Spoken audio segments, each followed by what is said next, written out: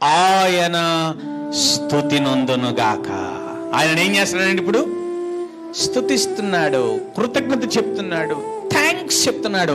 నా స్థితి ఒకప్పుడు భయంకరంగా ఉంది కదా, ఇప్పుడు ఏం చేసావంట? ప్రాకారము గల పట్టణములో యెహోవా తన కృపను ఆశ్చర్యకరముగా నాకు చూపిస్తున్నాడు. అంటే సింపుల్ గా అర్థం ఏంటో తెలుసా? నా చుట్టూ ఆయన ప్రాకారముగా ఉన్నాడు.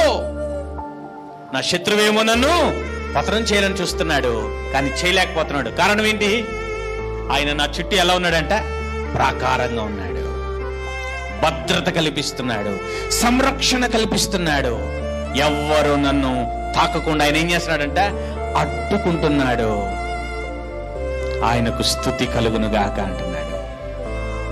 అక్కడ తాగలా, ఆకుండా ఏమన్నాడు తెలుసా?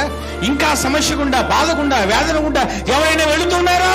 అయితే నేను చెప్తున్నా వినండి అంటూ 24వ వచనములో 23, 24వ వచనం అంటున్నాడు, యెహోవా భక్తులారా మీరందరూ ఆయనను ప్రేమించండి, యెహోవా విశ్వాసులను కాపాడును. ఇప్పుడు ఏం చేస్తున్నాడు? ఆయనతో ఆపుకోట్ల. ఆ ఆనందం